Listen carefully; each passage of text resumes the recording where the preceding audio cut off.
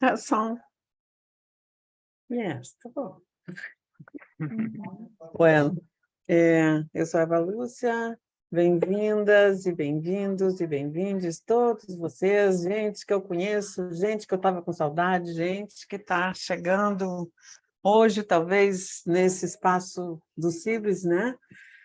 E eu queria só dizer isso para vocês, bem-vindos, bem-vindas e bem-vindos todos vocês. Bem-vinda, Vera Alves, estreando aqui na nossa casa, né, Vera Alves, né, Olga Letícia? Exato. A Olga Letícia, que é a nossa professora aqui do curso de formação, né, que a gente tem, então a Olga é a pessoa que trabalha com psicoterapia de casal e família à luz da ACP, e hoje a gente está recebendo a Vera, nossa convidada mais que especial, né, Olga? Opa! Para a gente estar conversando sobre esse tema que eu acho assim tão atual, sempre tão atual, né? As relações, oi, Andresa, tão atual e necessário até porque, caraca, é tanta transformação, é tanta mudança nesse âmbito das relações nos últimos anos e nos últimos mais ainda, né, que a gente está vivendo. Então, eu só queria dizer para vocês duas e para todos vocês que é um prazer imenso estar recebendo vocês aqui. Eu acho que cada uma... As rodas de conversa do CIB sempre são espaços bastante informais. E eu acho que vocês podem se apresentar mesmo, né? Eu falo aqui a Vera Alves, porque eu já conheço a Vera Alves há tanto tempo, mas é a doutora Vera Alves. Importante isso, muito importante. Me é isso, com certeza. Eu não coloquei um currículo, porque quem está aqui, provavelmente, muitas pessoas, a maioria das pessoas conhecem a doutora Vera Alves e os anos que a Vera Alves trabalha com psicoterapia de casal e família, né? E é isso. Acho que cada uma pode se apresentar um pouco. Eu vou começar dizendo que eu estou até curiosa para ouvir mais da Vera, né?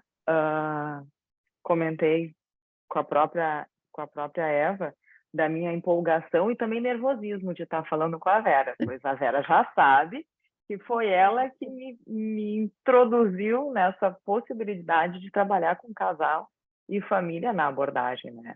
Como eu botei esses dias num post no Instagram, faz tanto tempo, não precisamos citar a data, deixa assim, deixa o pessoal imaginar quando é que foi. Eu sei que foi, e eu estou muito contente de poder, por isso que eu brinquei lá atrás, né? Que é a cria e a criatura, né? As duas conversando aqui sobre atendimento a casal e família. Então, eu te apresento a Vera, por favor. A tua caminhada é bem mais longa que a minha, então vai lá. Você falou criatura, mas acho que você não fez nenhum curso comigo, né, Olga? A gente se Não, conhece de leitura, de encontro de e tal. encontro, dos fóruns. Você tinha comentado isso, eu falei, mas será que a minha memória está tão perdida assim? Porque depois Não. dos 35 acontece, né? Mas não é assim. Não. Bom, eu trabalho com casal e família há quase 30 anos, né? Desde 95, que eu fiz meu mestrado sobre atendimento de casal e família na abordagem, né? Atendi 4 casais e analisei o movimento deles no processo. Então, eu vou falar disso muito rapidamente, porque eu vou compartilhar com quem não me conhece aqui, mas eu acho que a maioria, que tem um site e vocês podem ver lá tudo que eu já escrevi e pronto, fica assim. Então, eu comecei no mestrado, fazendo a dissertação, fui fazer porque eu tive interesse, eu já estava atendendo, tinha feito um curso que era em psicanálise, porque era o que tinha na época, né? E eu não lembro se eu comecei a atender uma família primeiro ou se eu comecei a fazer o curso, acho que foram muito concomitantes. Daí me interessei pelo tema e fui fazer o mestrado na PUC aqui em Campinas, com Mauro Matuzzi, trabalhando com versões de sentido para analisar o processo dos casais. depois eu fui fazer o doutorado, um pouco nesse tema, pero não muito, ou ao contrário, mais ainda, talvez um pouco menos na abordagem, porque eu tinha uma pergunta que me parecia muito interessante, acho que até ela faz parte pode fazer muito parte da conversa hoje, né? Uhum. Que era uma coisa que me chamava muito atenção, que eram as pessoas, tanto no individual quanto os casais que eu atendia, que diziam assim na sessão, e acho que todo mundo aqui que é psicoterapeuta já ouviu isso, ou também já falou essa frase assim: poxa, será que o fulano me ama? Será que a fulana me ama? Será que o parceiro, né, me ama? Namorado, paquera, flerte, ficante, marido, né? E essa pergunta, será que o outro me ama? Acho que ela é mais usual, mas também se fazia a pergunta, mas será que eu amo? E eu comecei a achar muito interessante que as pessoas não conseguissem identificar seu próprio sentimento, ficassem nessa dúvida. Quando a gente tem medo, a gente tem medo. Quando a gente tem raiva, a gente tem raiva. E aí, quando as pessoas se perguntavam e começavam a responder, elas faziam muito uma comparação com o contexto social e com a cultura. Porque, não sei, né? Nas novelas parece que o amor é assim, nos romances, a minha prima, né? Parece que quando ela ama, ela tem um comportamento X, Y, Z, e por aí.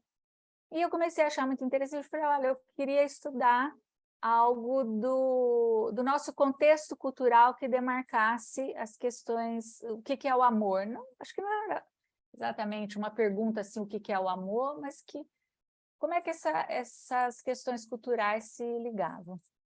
Aí eu fui para o doutorado com essa pergunta, chegando lá eu vi que assim, não ia poder analisar romances para ver o que é amor, como é que eles marcariam a cultura, novelas de televisão, coisas assim, porque eu não sou uma profissional de artes, não, né? Tinha que entender trocentas mil coisas de outro âmbito que eu não daria conta de fazer, né? E aí eu fui pensando, sei lá, né, o que mais próximo. E eu me lembrei da minha infância, que eu via as adolescentes, as pessoas mais jovens e mais velhas do que eu, com revistas de fotonovela. Aqui, provavelmente, eu, Eva, Socorro, Ivana, que vamos lembrar o que era isso, né? Eu falo que, para quem não conhece, é um gibi de fotinhas, não de desenho, com os balõezinhos, com todas as conversas entre eles. Normalmente eram os atores das novelas da Globo, ainda era da época da TV Tupi, hein? E todo mundo lia e aquilo marcava o imaginário, né? Então era uma questão de entender assim, o que marca o imaginário, a cultura amorosa. E aí eu fiquei pensando, bom, revista de fotonovela nem tem mais, o que é que eu posso estudar? E aí me veio a ideia dos livros de autoajuda. E aí eu fui para uma livraria, comprei uns 30 livros, e aí fui estudar exatamente isso, né? E fui fazer um estudo cultural, aí foi muito legal, porque apesar de eu estar sediada numa faculdade de educação da Unicamp, a grande parte do meu doutorado foi feita no núcleo de estudos de gênero do IFISH. Então, eu aprendi muito de sociologia, muito de gênero, numa época que eu acho que a gente mal falava isso. Hoje em dia eu tenho revisto coisas do meu livro que algum tempo atrás eu achei que estava datado, e hoje eu falo, não está datado coisa nenhuma, porque tem uma boa introdução para quem não é afeito ao tema, né? A gênero, a sociologia das relações amorosas, né? Como é que os casamentos vêm desde séculos e tal. Então, isso virou livro depois, alguns anos depois, né? Tem o livro Receitas para a Conjugalidade, uma análise da literatura de autoajuda. Eu não respondi o que era o amor, mas eu pude entender ali que amor virou sinônimo de conjugalidade, né? O amor entre parceiros, óbvio, né? Porque você tem amor maternal, paternal, amor entre amigos, vários outros, e que como a nossa sociedade prescreve casamentos, né? Receitas para a Conjugalidade foi um jogo de palavras para o título do livro, mas nesse sentido, né? Então, esses livros eu acho que eles são importantes para a gente estudar, porque eles trazem o senso comum, o que há aqui na nossa cultura, né? E eles trazem isso, casar, se você quer amadurecer individualmente, pessoalmente, case-se. Para casar, você precisa ser um ser humano maduro, né? Então, é uma prescrição, né, de casamento. Então, para a gente ver como é uma normativa. Por vezes, é uma normativa muito mais enfática do que a heterossexualidade, né? Então, é a substituição da heteronormatividade pela conjugalidade. Então, acho que é bastante interessante. Nesse percurso todo, sempre trabalhando com casal e família, e acho que aí a coisa mais importante que eu já fiz nesse sentido foi, no meio da pandemia, oferecer um plantão de atendimento para casais e famílias online, gratuito, que se mantém até hoje. Né? E esse trabalho é realmente do fundo do coração, ele é muito importante. Eu chamei alguns alunos que tinham feito curso, aula comigo, algumas corajosas. Não sei, não entrou ninguém aqui ainda, pode até ser que alguma das meninas entre. E aí a gente resolveu oferecer esse serviço e já temos uns 2 capítulos e um artigo sobre esse trabalho bem legal sendo feito aí. Então, acho que para eu me apresentar é isso. E aí eu queria dizer um pouco que eu fiquei pensando hoje, assim, né? Falar de novas configurações, que eu acho que é o toque que eu queria dar com tudo que eu aprendi, né? Quando a gente fala em configurações conjugais, né, em configurações amorosas, né, as novas configurações das relações amorosas, chama muita atenção. Todo mundo quer entender como é que casal funciona, o que pode ser uma melhor relação, uma relação mais saudável, e nananã. Eu acho que só pode saber quem está dentro dela, né? Então, eu não consigo pensar ou prescrever que uma conjugalidade assim é melhor do que outra. Eu acho que ela é boa se a pessoa estiver dentro dela feliz, e ela é ruim se a pessoa estiver dentro dela infeliz. Agora, eu acho que a gente, psicólogo, acho que quase todo mundo que está aqui deve ser psicólogo, a gente precisa ter uma abertura para as diferentes conjugalidades. Por exemplo, né, o nome da roda de conversa é Novas Conjugalidades. E eu fiquei pensando, novas para quem? Novas de que ponto de vista? Por exemplo, a gente vê, não, as mulheres hoje em dia são provedoras da casa, são às vezes a única... as famílias são centradas na figura da mãe. Quanto isso não vem de muito mais tempo, quanto isso não vem de classes econômicas mais desfavorecidas que talvez ousaram ter novas configurações ou ter configurações familiares diferentes antes de que uma elite privilegiada.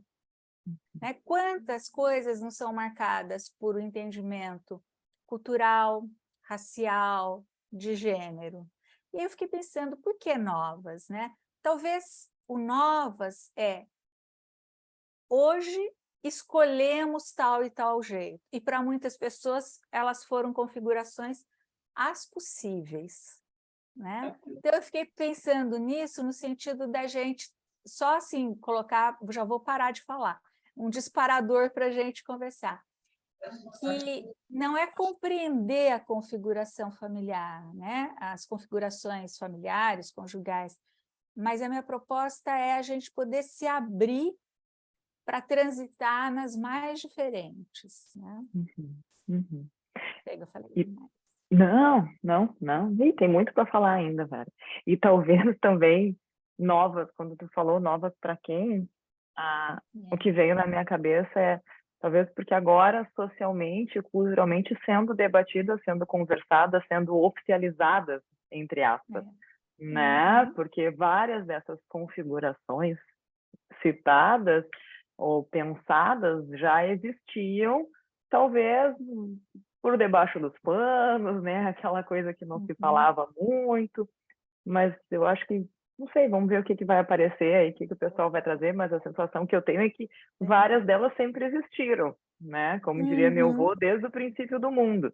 Só que não era falada, né? Não era debatida, não era considerada e oficializada como várias outras coisas que a gente sabe que tem na nossa cultura e sociedade, né?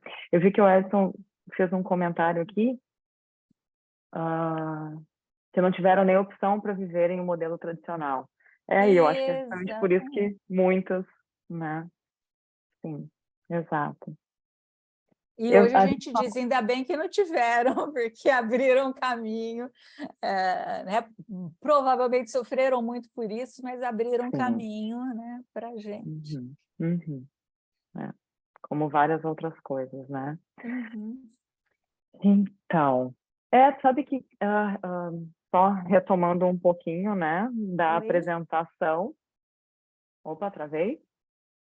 Eita, pô. Acho que eu travei, vocês travaram, quem travou aqui? Travamos. Estou de volta? Acho que fui eu, acho que foi minha internet. Estou de volta? Sim, sim. Tá, então tá. Isso é bem interessante poder, eu já sabia da tua história, óbvio, mas poder pensar de como foi o teu caminho, né, pesquisando sobre isso. O meu caminho, para quem não me conhece, para quem nunca me ouviu falar, né, eu estava lá, tranquila, nos meus atendimentos individuais, até que comecei a ficar incomodada, né, porque percebia que outros invadiam aquele atendimento individual e comecei a ficar curiosa para estudar sobre isso, né? E na minha época, na minha formação, na abordagem centrada na pessoa, não me foi citado nada sobre atendimento a casal e família, né? Imagino, não sei como é que foi para ti, Vera, se tu foi descobrindo por si também, imagino que não, né? Só me apresentaram que existia aquele livro de péssimo título no português, Novas Formas de Amor, né? Que, por sinal, daria espaço para quem vem aqui hoje achar que o nosso tema tem a ver com aquele livro, e não tem nada a ver, mas, enfim, era a única coisa que eu sabia e que eu tinha acesso naquela época da abordagem, né? E eu fui pesquisar e acabei descobrindo que nos fundos da minha casa tinha um Instituto da Família de Porto Alegre, que foi o primeiro instituto de terapia familiar do Brasil. Então, quando eu comecei a pesquisar, nem sei se foi no Google, acho que foi no Google, né? Sobre onde eu poderia estudar mais sobre família e casal, e eu descobri que a instituição mais antiga do país era nos fundos, na rua de trás da minha casa, a Eva sabe, dava para ver da janela de onde eu morava. Eu pensei, poxa, então vamos lá estudar e ver qual é que é esse trem, né? E fui para lá muito com o pé atrás, né? Porque, afinal de contas, eu vinha da abordagem, quem são essas pessoas, o que vai acontecer ali, será que eu vou me sentir bem? E, aos poucos que eu fui estudando, eu fui descobrindo que, gente, Rogers era sistêmico. Nossa, mas isso tem tudo a ver com a abordagem centrada na pessoa. Meu Deus, como é que nunca ninguém falou isso na abordagem? Para mim, tudo fez muito sentido, né? Então, esse foi o caminho que eu fui chegando no atendimento a casal e família, e é muito curioso, lembrando disso agora, que na época que eu estava estudando, então, lá no Instituto da Família, tinha tu já deve ter assistido, Vera, não sei se o pessoal assistiu, mas um documentário que foi gravado aqui no Rio Grande do Sul, em Porto Alegre, mais exatamente, que era Amores Livres. É um documentário maravilhoso que tem do GNT. Hoje em dia está no YouTube, esses dias alguma aluna minha me mandou o link do YouTube. Mas, enfim. E que naquela época, então, eu estudando o casal, já foi abrindo minha mente para outras possibilidades daquele casal que era apresentado, né? Vamos dizer, tradicionalmente nos cursos, né? Então, desde o início dos meus atendimentos, eu já fui jogada para novas configurações familiares e de casal, né? Claro, eu comecei bem depois de ti, né, Vera? Então, vamos dizer que desde o início eu já fui entrando neste tema. Então, deixa eu dar uma mexida aqui que eu vi que deu alguma coisa na gravação. Só um pouquinho. Não, acho que deu. É que eu não sei por quê. Tá, deixa eu trocar aqui. Pronto. E pensando sobre a minha história de casal, não do meu casamento em si, mas pensando que eu, desde pequena, sempre tive uma vivência de um casal muito querido, que eram meus pais, né? Que tiveram um casamento muito legal. Então, eu sempre fui instigada de por que esse casamento está seguindo, por que aquele casamento não está, por que a mãe da minha amiga separou. Eu tinha muita curiosidade de entender mais sobre isso. Quando eu fui parar no Instituto da Família, que obviamente de início a gente vai pensando que vai só estudar família, né? Eu fui estudando cada vez mais sobre casais e por aquelas coisas que o universo não explica, mas que simplesmente foi aparecendo casais para eu atender, e eu comecei, então, então esse é o meu novo público, são os casais. Não foi assim, eu quero atender casais, eu gosto disso, vou me dedicar a isso. Não, simplesmente quando eu estava dentro da instituição, começou a surgir encaminhamentos de casais para eu atender, e eu fui gostando muito desse mundo, né? Gostando muito de poder trabalhar com o sistema, de ter esse olhar sobre o todo. Daí comecei a cavocar nas obras de Rogers que eu já conhecia, nos livros aí que a maioria tem em casa. Eu comecei a catar dentro dos livros dele onde é que ele estava falando de família, onde é que ele estava falando de casal. E comecei a fazer esse link, então, da teoria sistêmica, né, que foi a que eu estudei lá no Instituto da Família, com o que Rogers falava e outros autores que vieram depois. Inclusive, li toda a tese de doutorado da Vera para poder entender onde é que estavam os meus colegas, né, dentro da abordagem e terapia de família. Então, eu gosto de dizer que eu sou sistêmica, né? Eu não sou apenas uma terapeuta que trabalha com casal e família, eu tenho esse olhar sistêmico, eu acho importante registrar isso. Mas eu tenho curiosidade, e a gente falou essa semana, né, Vera, de por que será que esse povo está aqui? Vieram porque são queridos, né? Vieram nos prestigiar, gostam da gente e tal, são curiosos. Ou tem algum outro motivo? O que traz vocês aqui? O que, né? A gente queria saber.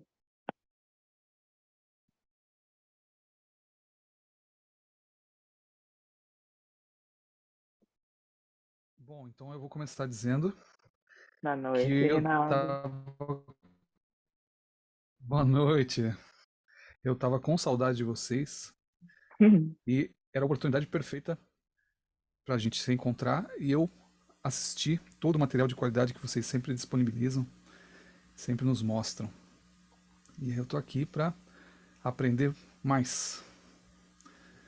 E já estou adorando o papo e com várias referências, já tenho bastante coisa para ver. Já achei o seriado aqui, Amores Livres, já está na minha lista. Eu acho que eu posso compartilhar até no chat, Isso, né? boa, Reinaldo. Bota no Tá chat bem, ali então. para quem mais. Boa. Ótimo. Tá ótimo. Bem. Que bom te ver também. Fazia tempo que a gente não se via, né? Verdade. Eu fiz um curso prévio com a Olga há muitos meses atrás e eu achei ela o máximo e é um assunto que me chama muito a atenção. Casais e família, então é por isso que eu estou aqui hoje. Tá bem. Que bom, não tô te vendo, mas que bom te ouvir, Cristina. Tô sem condições de apresentação, assim. Já tô Tá com bem. o look fim de semana. Tá bem, mas que bom te ter Obrigada. aqui. Obrigada. Olá, boa noite. Tá bom. Meu nome é Socorro Maués. Me interessa muito esse tema de casal e família. Já estou com Vera Alves no curso de casal e família. Vera Alves, Marcela, que está aqui. Eu acho que daqui, acho que é só, né? Não estou vendo outras. E estou muito feliz de estar aqui. Sim, já conheço o professor Edson. Tudo bem, professor? Sou daqui do IPH Belém, sou daqui de Belém do Pará. E estou muito feliz de estar aqui nesta roda, que não está uma roda, mas é quadrada, né? Uma roda quadrada, muito bacana. E obrigada pelo convite. Que bom, Socorro. Eu acho que eu vou falar em seguida da Socorro, já que eu sou a Marcela, eu estou estudando com a Socorro o curso de formação em atendimento de casal e família. E daí, assim, na verdade, eu tenho algumas questões para mim mesma, né? Às vezes, quando eu olho a minha história, assim, de nossa, quantos amores eu mesma tive, né? E daí vem Rogers com esse título, Novas Formas de Amor, enfim, né? Não que tenha tido muitos, mas, assim, os amores são vários, né? As pessoas que a gente ama. Daí eu comecei a me questionar, né? Nossa, o que é amor numa relação conjugal, né? E por que ao longo da minha vida algumas situações foram tão sofridas nessas relações que não necessariamente eram conjugais, mas eram relações de algum tipo de intimidade, né? Então, acho que isso começou a me despertar para querer entender mais. Em paralelo, eu também faço atendimentos, eventualmente, assim, e quero me sentir mais preparada. Então, eu estou aqui também para poder ouvir de vocês como que é essa questão do amor e assim, olhando para as relações. Acho que é um pouco isso, né? O que é amor numa conjugalidade? Acho que é a minha grande questão. Mas é isso. Bem, eu acho que eu vou continuar. Para além de conhecer essas duas pessoinhas queridas, né?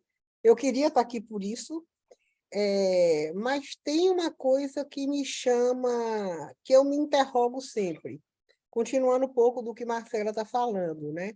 O que é o amor? Aí eu acrescento, o que é o amor em cada cultura?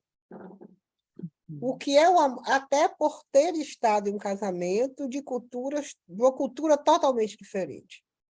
Então, e como é que se expressa o amor em cada cultura? Como é que a gente pode sentir o amor e fazer com que o outro sinta o amor quando a gente não conhece a fundo essa cultura? Que, no meu caso, muito diferente. E também a questão de família.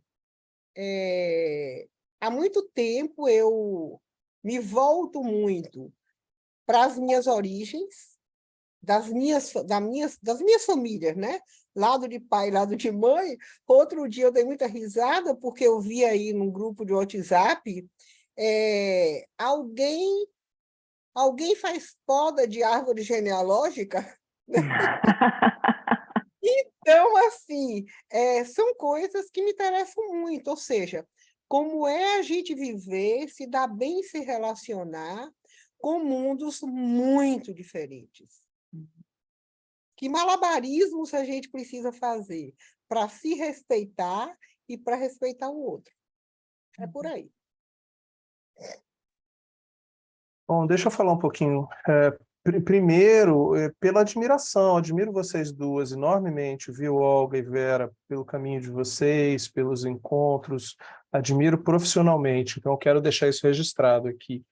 E tem uma coisa que está assim, quando eu vi relações amorosas, nós estamos no mês do orgulho e acabamos de passar pelo dia 28, dia do orgulho LGBTQIAPN+, e eu fico pensando que relações são essas, com tamanha diversidade, com tamanha complexidade, com tamanha pluralidade, e até que ponto nós,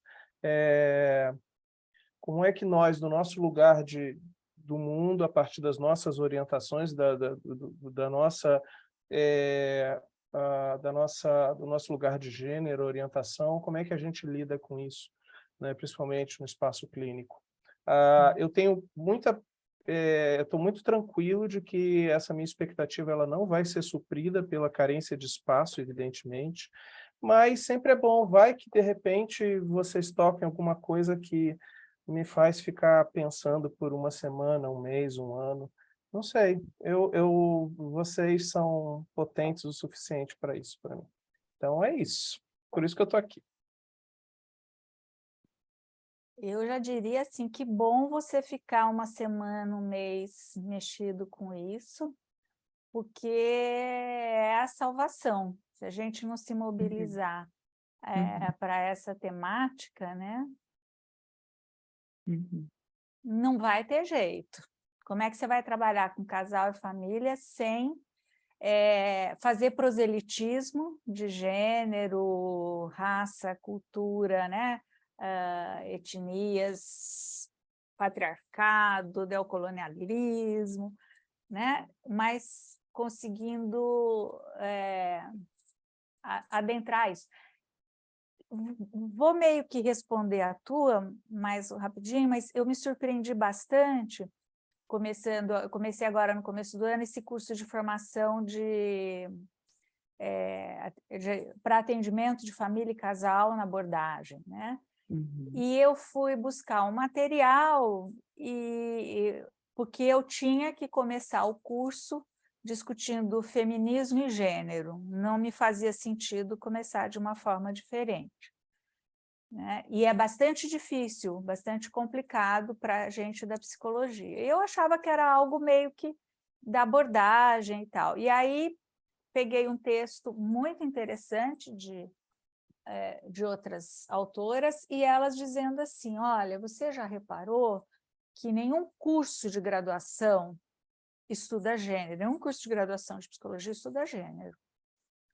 Nenhum curso, nenhum mestrado ou doutorado tem uma disciplina de gênero. Disfarça. Nenhum curso de especialização em terapeutas de família e casal estuda gênero. Você vai estudar isso se você for fazer o seu mestrado ou o seu doutorado e, por acaso, na universidade tiver linhas específicas ou você fizer alguma pesquisa relacionada. Eu falei, oi? E essa é uma verdade. Então, não tem dentro do curso de psicologia uma disciplina que incorpore gênero ou uma disciplina específica. Não tem dentro das especializações. Você vai virar um especialista em atender família e casal, né? E acho que elas falavam até de dentro da sistêmico. Não tem. E eu falei, uau, falei, bom, então fazendo mais uma coisa inovadora, além do atendimento online gratuito de famílias. Porque é essencial, né? E acho que menos assim dizer como deve ser esse atendimento, não, é entender o que configura gênero, o que é isso, né? Gênero não é masculino, feminino, estudos de gênero não perpassam por aí, os estudos feministas também não perpassam por aí, né? Mas nos alertam. Então, é nesse sentido que eu falei no começo, que eu acho que essas conversas são boas para fazer isso que o Edson está pedindo, sair mobilizado, e sair com uma abertura para essas novas configurações. Se a gente não as tiver, como é que a gente vai atender? Para as novas, para as velhas configurações, porque se a gente, né, a gente pode ter casais que estão aí mantendo relações que a gente chama das velhas configurações, né, estruturadas, família nuclear, o pai provedor, a mãe dona de casa, e ok, né? Eu acho que a gente tem um rol de configurações. Então, Edson, se a gente conseguir falar um pouquinho disso e deixar não só você, né? Todo mundo mais pensativo, eu acho que é essencial. E mais ainda porque eu falei, nossa, não é a especificidade da abordagem, né? É de toda a psicologia. É muito sério que um curso de especialização não aborde gênero. Recording in progress. Opa! Deu, já foi. Aconteceu alguma coisa. Né? Então, eu acho isso bem interessante. Olga, rapidinho, deixa eu só trazer uma coisa que é rápido que me tocou aqui, não sei se faz sentido, mas se não houver um acolhimento do estranhamento, do nosso estranhamento, a partir de um lugar limitado nas relações, no mundo, eu me questiono da validade dessa relação, da potência dessa relação. Se eu não me estranho, se eu não me coloco como alguém vulnerável numa relação em que as experiências da outra pessoa são absolutamente distintas, completamente fora né, né, não sei, para mim isso tem sido básico, a minha disponibilidade para estar absolutamente num terreno completamente distinto, né, do meu campo de experiência. Não sei como é que vocês veem. Eu ia justamente comentar, e eu acho que acaba abraçando um pouco o que tu está trazendo, Edson, que a Vera iniciou falando sobre a importância de estudar do estudo de gênero no curso de especialização de casal e família.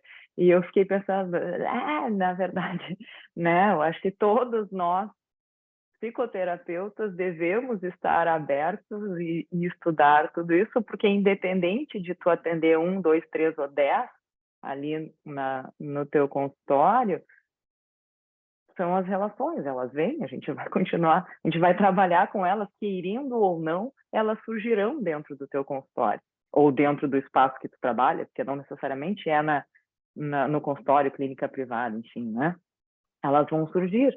Então, se a gente não tiver esse conhecimento, essa abertura, o trabalho fica truncado, tenho a sensação. Essa é a minha impressão. Eu confesso que, como eu costumo contar por aí, que eu fui muito sortuda na minha graduação de ter tido vários professores da abordagem centrada na pessoa, o que é raro ultimamente aqui no Rio Grande do Sul. Eu também me considero sortuda que, sim, apesar de um pouquinho, Vera, eu estudei gênero na minha especialização de casal e família, porque eu acho que os professores daquela época eram um pouco à frente do seu tempo, mas eu sei que é exceção, tá? Eu sei que não é a regra e lamento muito, porque eu não consigo imaginar atender um sistema sem poder ter esse olhar, esse conhecimento, né? E até eu acho curioso compartilhar, não sei se alguém já sabe ou se alguém já ouviu falar nessa história, mas a própria terapia de família, ela surgiu a partir de homens, né? Primeiramente eram psicólogos, começaram a atender casais e famílias e foram escrevendo sobre isso, até que ali na metade da década de 70, um grupo de mulheres que também atendiam casais e famílias, só um pouquinho, todos os livros que têm sido, artigos, trabalhos, pesquisas que têm sido feitas por homens, sob a ótica masculina. Não está certo isso. Então, elas fizeram uma revolução ali, tem o famoso The Red Book na terapia de família, não sei se tu já ouviu falar nisso, Vera, mas eu acho bem interessante que são psicólogas, psicoterapeutas de família que se juntaram para, olha só, deixa eu te contar uma coisa, aqui do nosso olhar, do lado da mulher, a gente acha que é assim. E eu acho que foi uma grande revolução lá na década de 70, e muitas outras coisas que vieram depois, isso dentro da terapia de família. Então, a gente vê essa questão de gênero já dentro do estudo sobre terapia de casal, terapia de família, enfim, né? Tu tá no mudo, Vera. Então, agora, assim, não é estudar e compreender gênero, né, só para o atendimento do casal, da família, né? Mas um pouco passa pelo que você está falando, que a gente está imerso nessa cultura, né? A própria cultura de terapia familiar com predomínio masculino no exercício dela, mas como toda a cultura da própria psicologia, acho que aí não se modifica em nada. E também eu acho que para além do casal e da família, mas é um olhar que precisa estar presente no atendimento individual. Não é? E muitas vezes a gente é procurado num atendimento individual por alguém que, lá pelas tantas, vai poder fazer uma referência eu não sei lidar com um filho que está dizendo que vai para um processo de transgênero, né? Ou um processo fazer um transexual, né? Fazer uma mudança, querendo uma cirurgia, querendo uma transição, não me vinha a palavra. Então, você também no individual, você precisa dessa luz, né? Dessa compreensão. E falando também ainda do individual, eu acho que o atender casal e família também modifica como a gente atende o individual, né? Pelo menos na minha experiência, me despertou muito mais para olhar para as relações, né? Olhar para o contexto em que não o contexto em que aquela pessoa está inserida. Eu não gosto muito dessa expressão, né? Mas ela e o contexto, porque o contexto é ela também é o contexto, né? Então, acho que também tem essa benesse quem trabalha com indivíduo, com família e casal, talvez aqui tenham pessoas que trabalhem com isso, que possam dizer se percebem essa diferença ou não, e tal. Ou possam dizer qualquer outra coisa a mais que queiram sobre o assunto. Pra gente Isso, vão falando, né? Vão falando. Tu falou isso agora, Vera, e eu lembrei, há uns anos, acho que foi uns 7 anos, que chegou para mim um atendimento individual, era um homem, 32 anos, enfim, né? Daí tu pensa, atendimento individual, segue o baile, vamos lá.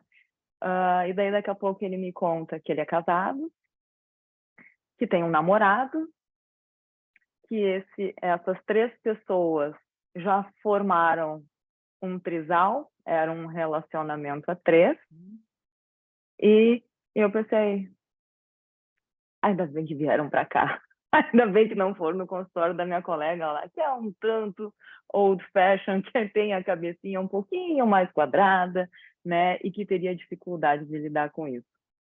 Então, eu acho que mesmo, né, repetindo o que tu está dizendo, mesmo no atendimento... Ih, travou a minha internet.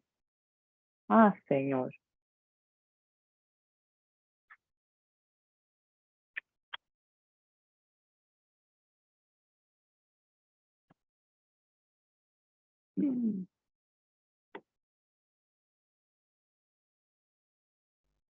Não está travada. Travou a minha internet? Tudo certo, Olga, a gente está te Travou, ouvindo. Olga. Não travou. Para mim está todo mundo travado. Vocês estão me vendo? Acho que ela não está nos ouvindo. Então. Não. Deixa eu entrar com recurso extra aqui.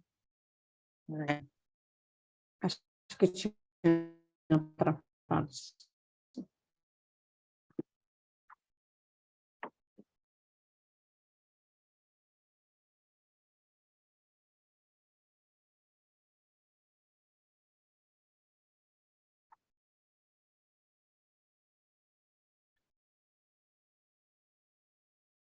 De vez em quando dá um sinal de vida. Ó, deu agora.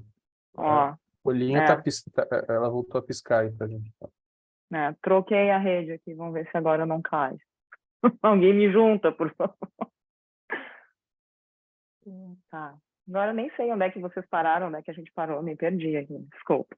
Não, você parou, a gente não continuou. A gente então tá bom. Então tá bom. Eu não sei até onde que vocês ouviram.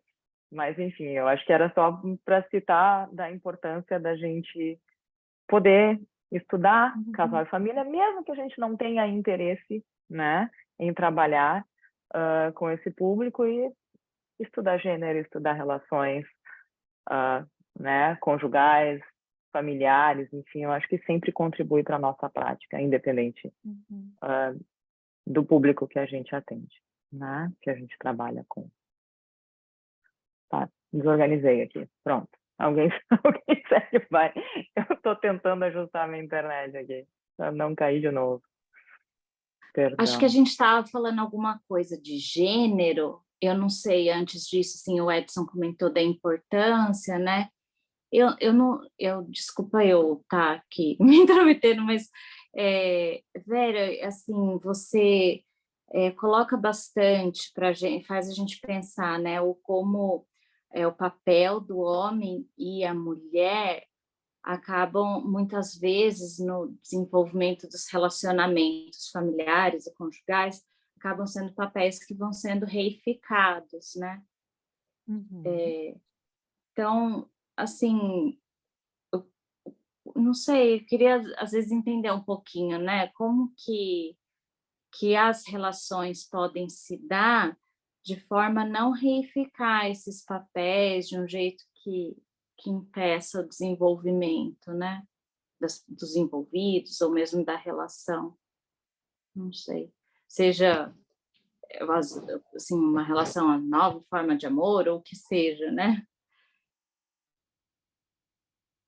Marcela, eu não sei se eu entendi bem a tua pergunta. Você está dizendo assim, que gênero reifica as nossas relações, né? A gente tem uma cultura com papéis muito estabelecidos em cima de gênero. A mulher faz isso, o homem faz aquilo, e as relações construídas assim. E aí você quer saber como é que eles não se cristalizariam nesses papéis, é isso? Como o gênero não cristalizaria em relações familiares ou conjugais. É possível não ter uma cristalização dos papéis nessas relações?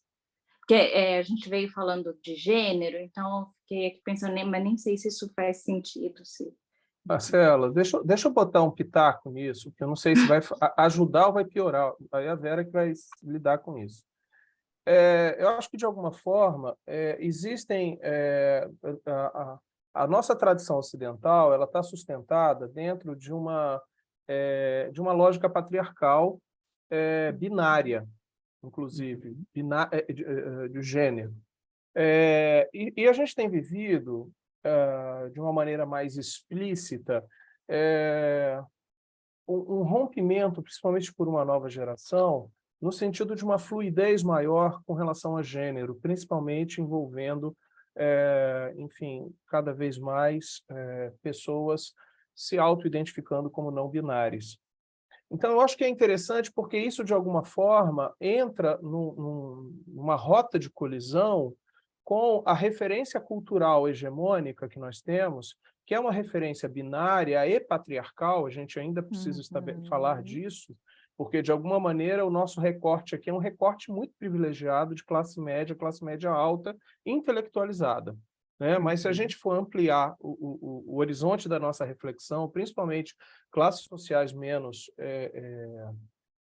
enfim, menos favorecidas, a gente vai verificar o quanto essa lógica patriarcal, inclusive com todo um atravessamento religioso, muitas vezes, a gente está falando do Brasil, isso enfim, isso que Marcela falou, relacionado a esse modelo de sociedade, isso é muito, muito explicitado.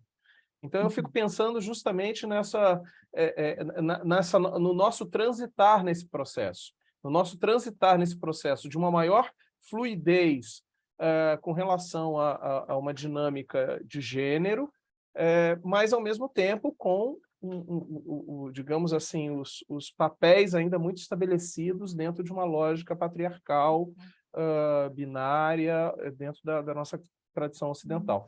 Por isso que eu queria ouvir falar, e eu não sei se eu ajudei ou piorei, viu, Marcela? Mas, enfim, aproveitei o bonde aí, não sei. Eu acho que você já até respondeu, né? Você acha? Pelo amor de Deus, eu tenho muito poucas respostas. Não, eu acho que você falou... eu não tenho resposta. Quando a Marcela fez essa pergunta, o que não reificaria as relações, eu morro de medo dessas perguntas assim, né? O que não reificaria os papéis dentro disso que a gente está inserido, de uma sociedade ocidental, patriarcal e binária. Aí lá pelas tantas você perguntou como que eles não fariam isso. A receita, eu fui estudar literatura de autoajuda, que é um receituário, que já acho que não é por aí, né? Então, não sei qual é a receita. Eu acho que o que vocês estão colocando é importante, eu acho que para mim, você respondeu em parte, Edson, porque você disse uma coisa que é muito importante. O gênero, esse olhar binário, né, advindo dos corpos, como se corpos fossem destinos. Você nasceu com vagina, você é mulher, você é do gênero feminino e você vai ter uma sexualidade é uma heterossexualidade normativa. Você nasceu com pênis, é homem, é do sexo masculino e se encaminha para uma heterossexualidade normativa.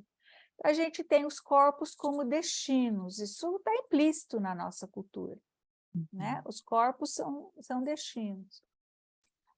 Quando a gente vê as pessoas, eu nasci com um corpo de mulher, mas eu não me conformo com esse corpo, ou eu posso fazer coisas ditas do gênero masculino, mesmo eu tendo nascido com um corpo de mulher, né? Não se identifica com os gêneros, não se identificam com os corpos.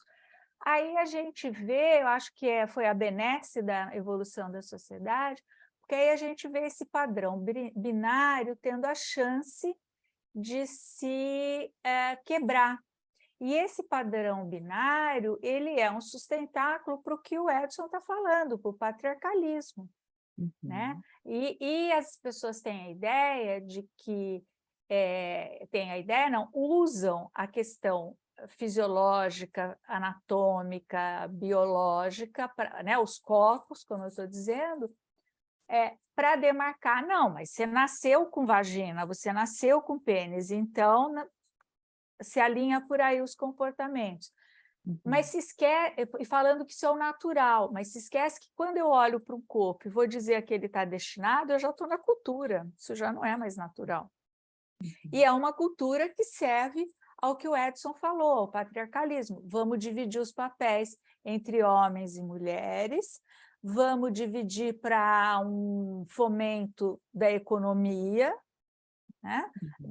Quantos casamentos, antigamente a mulher leva o dote, né? O homem se casa, a mulher leva o dote, ele vai ser o provedor da casa e por aí a gente caminha. Então, é toda uma questão de corpos como destino e dos gêneros, né? Que gênero é o nosso papel cultural em cima dos corpos, né? Baseado nos corpos. Mas quando você começa a quebrar as ideias de gênero, você fala, quem é que disse que o biológico, que o funcional é o destino, que é ele que tem que pregar? Então, a gente vive essa ebulição hoje, que eu acho que ela é ótima, porque ela vem a possibilidade da gente quebrar com esse paradigma e com esse binarismo cultura e natureza, que está implícito aí. E aí o Edson também foi apontando uma outra coisa, falou assim, as relações mais novas, que é essa que eu estou falando que vem quebrando, trazem essa benesse, eu acho, para a nossa evolução social, evolução humana, mas a gente tem os casais que estão baseados, que fizeram as suas construções conjugais, familiares, na questão, o homem é o provedor nos papéis mais tradicionais, né? O homem é o provedor, a mulher cuida dos afetos, a mulher fica em casa, o homem vai para a rua trabalhar, vamos ter filhos. Via de regra, o ideal é uma família nuclear, ter 2 filhos, um menino e uma menina, né? De novo, para reificar. Então, como é que a gente vive com isso? Né? Como é que se um dos membros desse casal quebra isso, uma mulher resolve estudar e trabalhar. Um homem, eu não vou mais ficar trabalhando 18 horas numa empresa que me mata, eu vou fazer uma outra coisa. E como você não vai ser o provedor da casa? Então, muitas relações passam a ter umas dificuldades quando se quebram esses papéis, outras não, né? Então, quando eu fiz o mestrado, uma série de textos lá, a gente falava assim, olha, família pós-moderna, cabe em todas as configurações. Não tem nada de pós-moderno nisso, porque todas as configurações sempre estiveram presentes de alguma forma. Por isso que eu brinquei, novas configurações, novas para quê? Talvez novo seja o meu direito de escolher, hoje eu escolho. E antes, o que a gente chama hoje de novo, quando antes já concretizado por algumas pessoas, ele era o possível, né? Como apontou o Edson lá, não tinha nem como ser a família tradicional, né? Então, eu acho que a questão é poder ter a sensibilidade para não olhar para uma família, eu acho, numa configuração tradicional e meio que assim, mas como que você não tem a abertura que se tem hoje em dia? Uhum. Eu acho que isso seria um grande problema para a gente, né? Esperar que as configurações...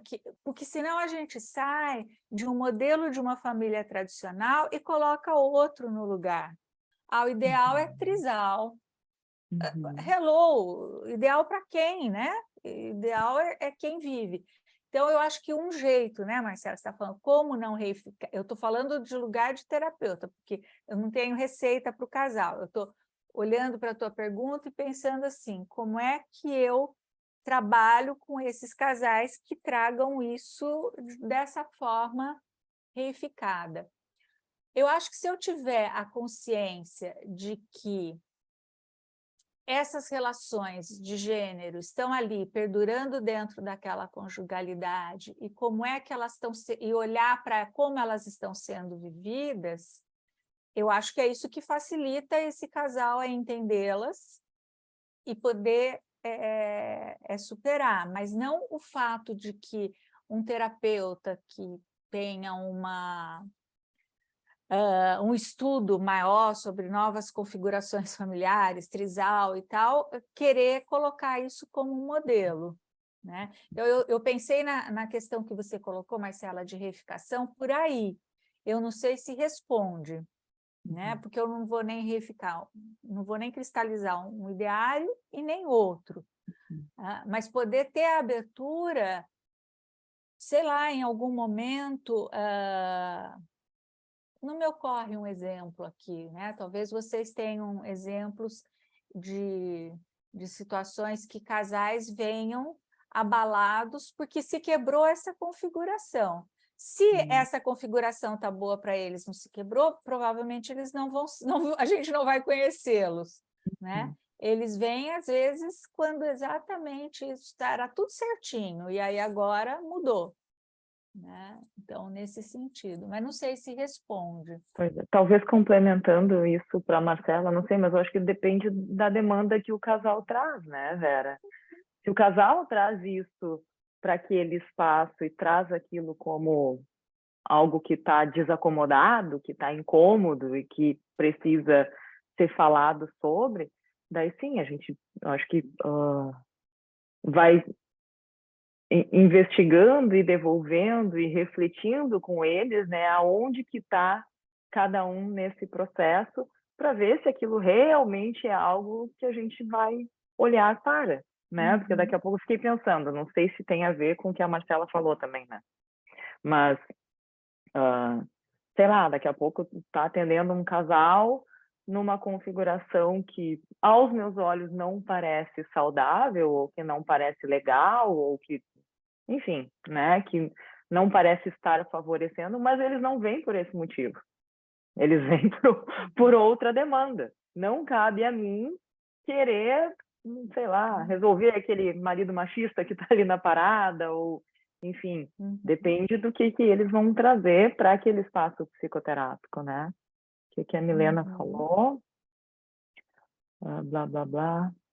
Penso que vai muito da experiência de cada casal também. Há desejo de mudar de configuração, há desejo de permanecer nessa configuração. Era sobre isso que eu estava falando. Eu vi que a Simone está de mão levantada. Quer falar, Simone? Isso, Edson, o espaço não é para nós, exatamente. Às vezes a gente se atrapalha nisso, né? Pode acontecer. Isso que eu ia falar, Edson, o espaço não é para nós, né? Mas eu queria, Simone, eu só queria complementar isso. O espaço não é para nós para fazer um ideário de o que é uma configuração saudável.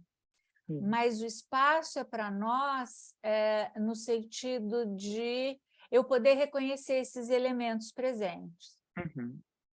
Eu acho que o terapeuta ele precisa reconhecer, é o que você falou do estranhamento, quando você estava falando lá, eu tenho que ter esse estranhamento diante de uma configuração, não esse estranhamento no sentido de algo ruim, mas de me permitir, uau, como é que é isso? Eu não sei disso, deixar que o casal me mostre como eles são. Buscar, eles têm uma configuração que não é a que eu tenho, que eu vivo, como é que eles apontam para isso? Então, eu acho que tem do terapeuta, não somos nós que vamos predizer o que eles vão fazer, mas eu acho que somos nós que temos que ter uma noção de que isso está em jogo, eu acho, sabe? Não sei se fica claro. Simone, Quer Rebeca, ser rapidinho, deixa centrado, eu só né? furar a fila. Eu preciso só. Eu acho que esse é o lugar do letramento, né? Ou seja, o lugar do letramento é um lugar de uma capacitação de escuta, de sensibilidade, em que, de alguma forma, esse leque no horizonte ele se amplia enquanto possibilidades. Mas isso não quer dizer que eu tenha que utilizar esse espaço, aí entra tudo que a gente estava falando, né? Para gerar adequações, justiça social e coisas do gênero. Por aí. É a Simone. Vai, Simone. Depois tem a Rebeca na fila também. Oi, boa noite.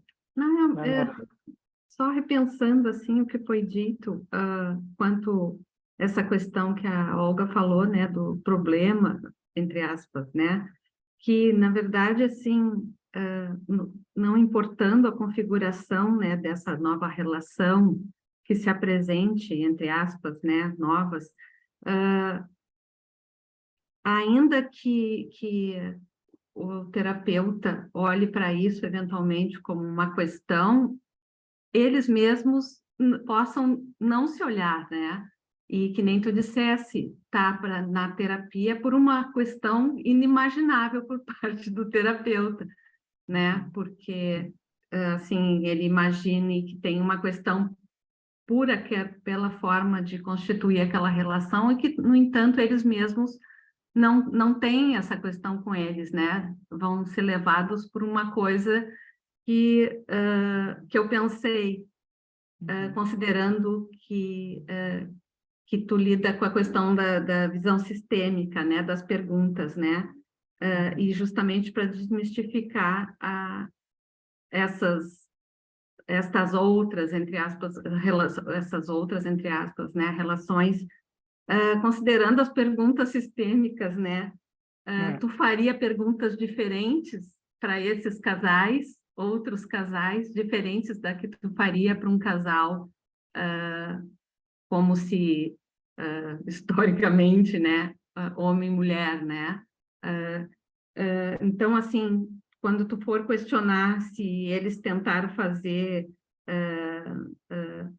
o que eles tentaram fazer para corrigir a questão que eles levaram para ti, né? Se aquilo funcionou, como é que foi, independente da apresentação, tu faria perguntas diferentes quanto nesse aspecto, entendeu? Então, os casais, eu imagino que as demandas vão ser parecidas, porque se trata de relações humanas, independente do gênero, né? E a gente trabalha com relações, né, Simone? Na verdade, isso, independente então, da configuração que se apresenta, exato, a gente vai então trabalhando fico com as imaginando, relações.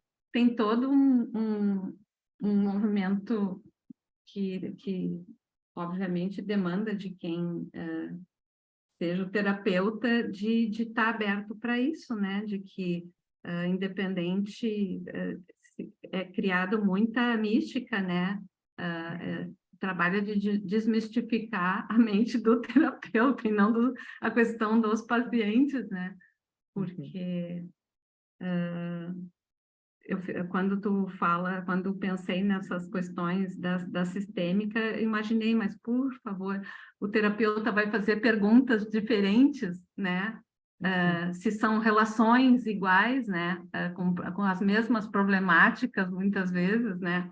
Então, criar uma questão onde não deveria haver, né? Só nesse sentido.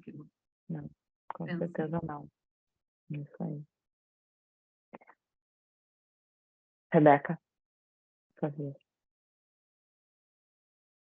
eu estava aqui escutando tudo, né, e costurando lá, desde que a Vera falou da história do título, da chamada, né, das novas configurações, e ela dizendo, o novo é o direito de escolher, né, eu fiquei pensando, é o direito de escolher, é o direito de falar, de registrar, de escrever, porque a gente não, né, são recentes os textos, os artigos que falam sobre essas configurações mais diversas. E aí eu fiquei pensando, antes de vocês chegarem no espaço, eu fiquei pensando, na verdade, o novo é o espaço que essas configurações tomaram, porque antes elas não tinham espaço, né? E eu acho que nós, enquanto psicólogos, o que a gente mais, uma das coisas que a gente mais oferece é espaço, é abertura, né? A gente se propõe ali, e que antes tinha aquela visão do espaço setting terapêutico, eu ofereço esse espaço, e hoje se ampliou muito, mas a gente oferece esse espaço de ser, nós somos criadores de espaço, na verdade. Então, essa coisa de discutir as configurações, discutir os gêneros, e assim, a gente está, assim, num campo privilegiado aqui, e intelectualmente privilegiado. O Edson estava falando das famílias, né, de questões sociais mais baixas, tudo, menos favorecidas. Eu trabalho muito com famílias favorecidas, com pessoas favorecidas, mas que não tem essa abertura intelectual. Muita gente ali trabalhar no patriarcado mesmo, né? E chega um sofrimento, uma ignorância mesmo, e as famílias sofrendo. Chegam questões muito sérias ligadas a isso, e que a gente tem que ter muito jeito para tratar, e eu fico pensando, nossa, não, isso não está chegando nesse povo, não, sabe? E aí, falando também da questão, chegando lá nessa outra parte da demanda que vocês discutiram, eu fiquei pensando, né? A gente não vai criar demanda, nosso papel não é esse, de jeito nenhum. A gente vai abrir esse espaço para aparecer, para trazer, mas também, muitas vezes, a queixa não é o real sofrimento, principalmente quando você está diante, assim, pelo menos do que eu tenho vivido, quando a gente está diante de um casal, de uma família, a queixa, ela não vai, a gente não vai ficar ali, né? O conteúdo vem, mas quando a gente vai ali para a experiência, para a vida, para o sentimento, as coisas começam a aparecer. E, pelo menos para mim, o jeito que eu tenho trabalhado, quando as coisas começam a aparecer, eu preciso mostrar que estão aparecendo, né? Então, já precisei fazer pontuações do tipo, quando eu sou empática com a sua esposa, eu percebo que você fica hostil comigo. Vamos olhar para essa hostilidade? Então, assim, eles não foram trabalhar a hostilidade, estavam falando de outro assunto, mas a hostilidade estava lá. E aí eu falo da hostilidade. Então, assim, nisso a gente vai criando esse espaço. Né? Então, fiquei nessa linha de raciocínio, enquanto estava vocês, não sei se faz sentido para vocês. Ótimo exemplo esse que tu trouxe, Rebeca. E que eu digo isso aí, daí vira uma demanda. Né? Não é, quando eu falo demanda, às vezes eu acho que o pessoal entende, o pessoal acha que demanda é aquilo assim, queixa principal, motivo da busca, né? O pessoal às vezes pensa que é só aquilo, mas não, demanda é aquilo que emerge daquele atendimento e que surge como algo não necessariamente nomeado pelos clientes, né? Pelo casal, pela família, mas que, né, surge ali no meio da relação do atendimento e que tu joga de volta, né? Acho que é por aí. Ivana, tu tá com a mão levantada.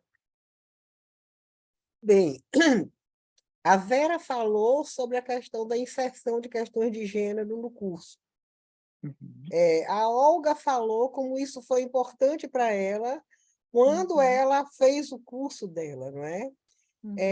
Eu particularmente acho que estudar e compreender e se aprofundar em questões de gênero é fundamental, não apenas para quem atende consultório, para quem atende outros espaços, né, de saúde mental, mas é fundamental para todas as pessoas que trabalham com relações.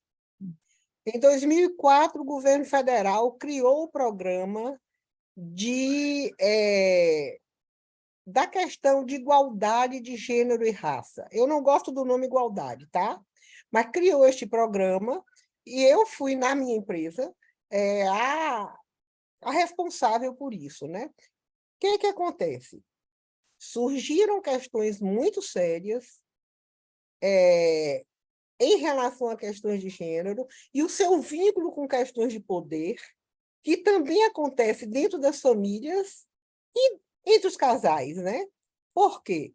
As grandes estatais do país, como são espaços onde as pessoas vivem anos nela, não são demitidas e muitas vezes vão para lugares isolados, etc., muitos casais se criaram dentro dessas empresas. Muitos casais e muitas questões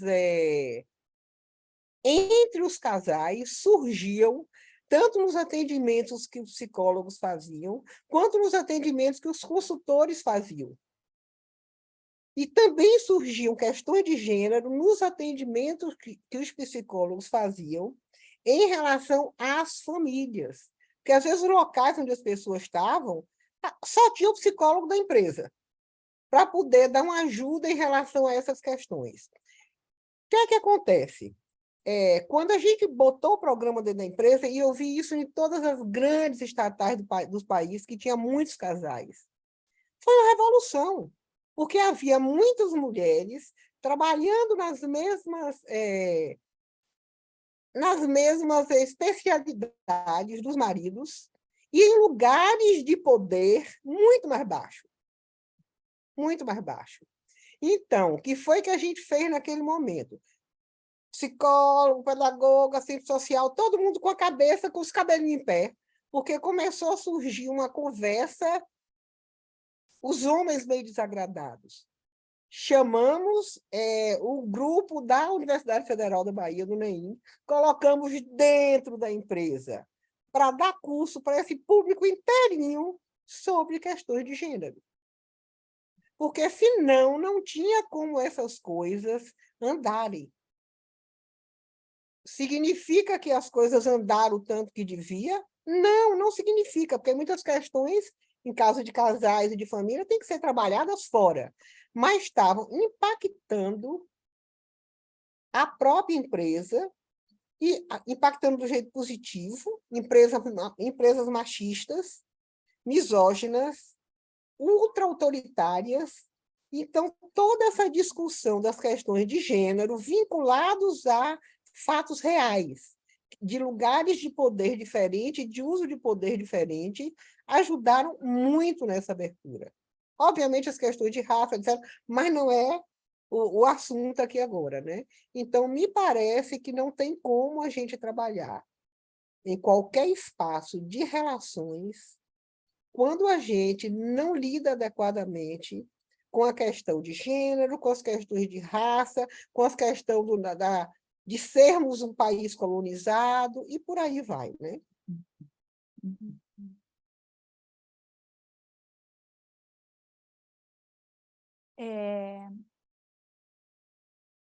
A Neura fez, né, fez uma pergunta para mim, que ela queria me ouvir falar de questões como uma lei, um decreto de 22, que preconizava a configuração familiar nuclear.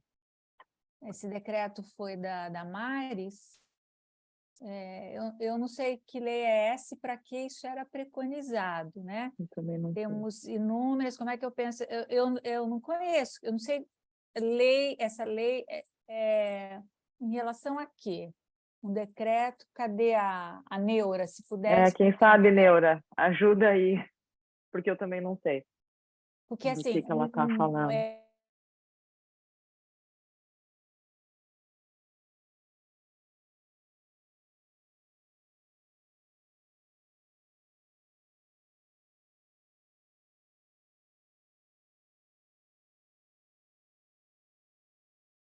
Foi da Maris, né, 2022, como é que é, né?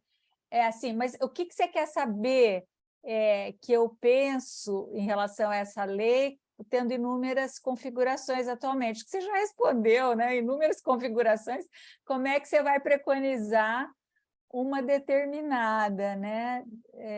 Então, assim, acho que a gente viveu 4 anos aí de retrocesso, não sou eu que não preciso falar mais nada, né? Acho que todo mundo sabe muito bem disso, não precisamos voltar a isso.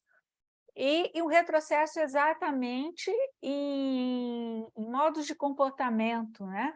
Em formas de estar no mundo, né? Em relações conjugais, familiares, meninas vestem rosa, meninos vestem azul e por aí.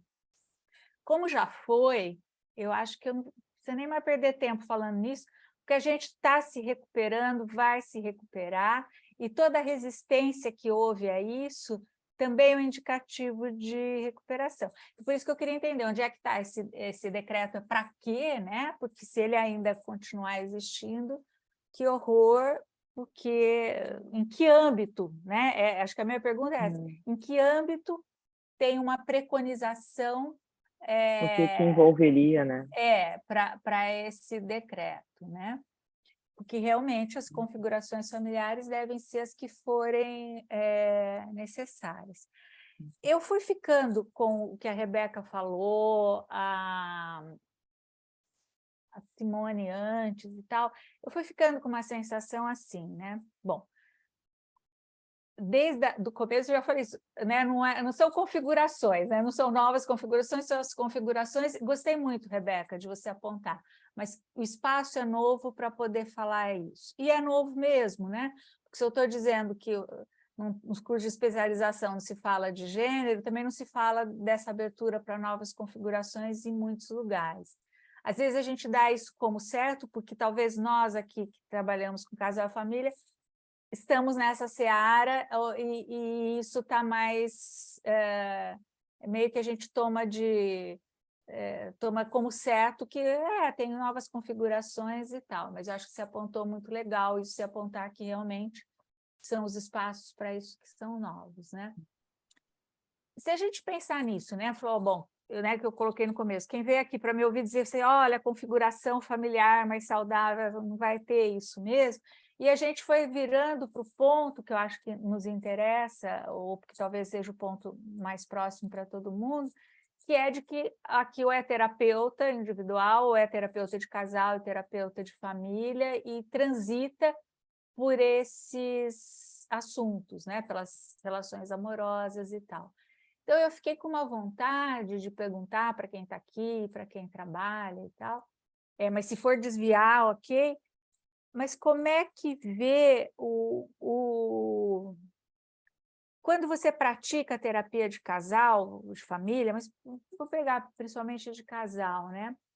Você se vê praticando isso e acha que serve para quê? Né? Qual é a função, digamos assim, da terapia de casal? Né? Porque eu acho que a gente tem várias pessoas aqui, vários olhares diferentes, eu fiquei com uma vontade de perguntar isso, né? Como é que é entendido, né? Ótima pergunta, Vera. Eu já vou começar compartilhando algumas coisas que eu já ouvi algumas vezes, não sei se tu já ouviu, e quem atende casal, que é, sei lá, passando por um processo com algum casal, chega um determinado momento em que o movimento é em direção à separação daquele casal. E daí, daqui a pouco, uma das partes, então não adiantou nada a terapia de casal. Eu vim aqui para o casamento não acabar, né? Já ouvi. E daí eu lembrei, porque muitas vezes eu ouço as pessoas falando que querem ajudar os casais, mas vem com uma ideia de que ajudar o casal a ficar bem juntos. E quanto mais eu atendo o casal, mais eu percebo que o meu trabalho é de facilitação para que eles fiquem bem, ponto. Não necessariamente juntos, né? Mas tá, daí já sou eu compartilhando a minha experiência aqui, né? Vamos ver o que o pessoal pensa. Então, boa noite, gente. Boa noite, Marilda! Olga, querida, tudo bom? Ivana, é vital. Então, eu estou aqui hoje, né, que foi perguntado antes, porque em maio eu participei de um evento também com a Olga, e a gente falava do vínculo do casal e das relações amorosas. E aí, hoje, me chamou muito a atenção o título novamente, Relações Amorosas e Novas Conjugações. E aí, também sou terapeuta, não trabalho com casal, mas concordo plenamente que sempre que tu atende um ser humano, né, ele traz de qualquer forma a família junto.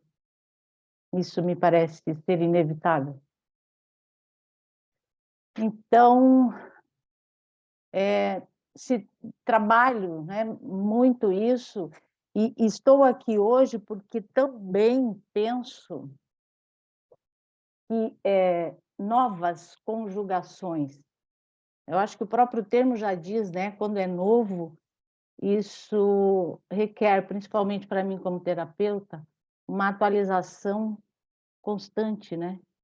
E por vezes, nos próprios atendimentos, mesmo não sendo de família, mas que traz a família junto, me surpreendo. E concordo também, né, com o Edson, quando a gente se movimenta, né, de alguma surpresa ou de algo que nos incomoda, penso que é importante repensar. Levando em consideração, né, a cultura, como a gente vive e sabe como é que é no Brasil, em outras culturas que a gente tem conhecimento, mas o que me move muito e sempre me moveu desde que eu conheci a CP, parece que é falar deste amor que por vezes não tem corpo, né, não tem gênero, não tem formato. E hoje em dia a gente percebe muito isso, e por vezes até eu fico na dúvida de, sim, a gente precisa falar disso, dessas novas configurações de amor, né? Porque por vezes a gente trata e é impossível isso não se entrelaçar no processo terapêutico, a gente como terapeuta, de levar isso em consideração, o quanto isso nos assusta e o quanto isso é importante pensar. Então, eu estou aqui hoje justamente para a gente falar, né, para ouvir um pouco mais disso, porque, sim, as novas configurações hoje e as novas conjugações entrelaçam com o que a gente acredita ser, né? Então, a Olga falava, o ideal é tratar o casal que fique bem, indiferente se é para ficar junto ou não. Né? E aí eu recebo adolescente que diz, não, mas eu gosto do menino e gosto da menina e a gente vive em 3 e tá. E daí o pai pede para, né, falar comigo porque não aceita essa relação e isso está confuso também para o pai, né, para a mãe, enfim, na tentativa também de ajudar. E por vezes, com a gente, né, com a nossa cultura, com a nossa idade, com o que a gente viveu, o que a gente passou, sim, isso por vezes nos surpreende, né? E como lidar com isso? Então, quando a Ivana fala, né, me interessa também saber a forma de amor das culturas, eu acho que Rogers nos ensina muito quando ele diz, né, que o amor passa pela aceitação incondicional. Antes de ter corpo, antes de ter, né, ser casado, ou ser menino, ou ser menina. Eu acho que é desse amor que, por vezes, a gente...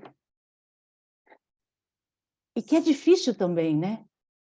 Olhar para a gente ou para o ser humano, pensar só nesse amor que é acima disso, né, que a gente fala, dessas convenções da cultura, da política, da forma, da lei, e aceitar esse outro que está na frente da gente como um ser humano que é de amor também, né?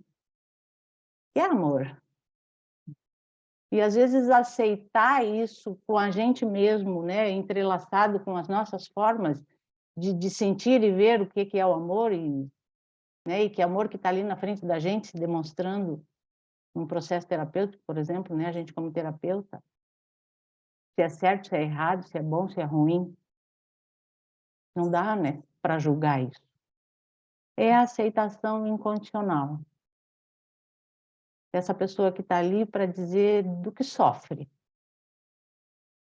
E que, por vezes, né, ou por muitas vezes, sofre justamente disso, né, desse amor que lhe falta. Que é do desrespeito, que é em casa, na sociedade, na cultura, enfim. Então, acho que sim, né, a gente precisa falar muito disso. E sim, quando né, a Olga dizia na outra vez que não tinha nem muita literatura, né, para falar disso, né, da relação de casal. Mas os casais hoje, né, são de várias formas, e eu acho que o que fala imprescindivelmente desta relação é o amor em si. E que a gente precisa olhar muito, né, para esse amor, para conseguir ser um ser humano digno, né, e de ocupar e ter uma missão. É isso, gente.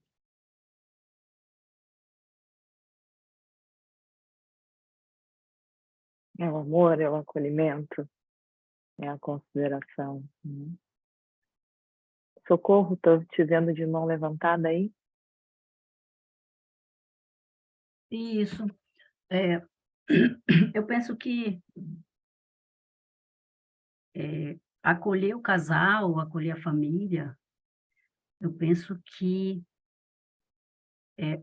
é necessário entender a individualidade, porque tanto a pessoa, o cliente que vem até o nosso consultório, nossa clínica, a nossa procura, ele traz também a família, ele traz, né, a cultura, ele traz tudo que a rodeia. Entender essa pessoa, né, e a sua individualidade talvez seja muito importante, independente dele vir como família, ou seja, como casal ou como família. Então, me parece que é necessário compreender, é necessário dar primazia para essa individualidade deste ser, desta pessoa, né? Independente do gênero. Se ele vem como casal, ou se ele vem individual, sozinho, ou se ele vem como família. Porque do jeito que ele vier, de alguma forma, ele traz consigo toda essa configuração, né? Então, não sei como é para vocês isso.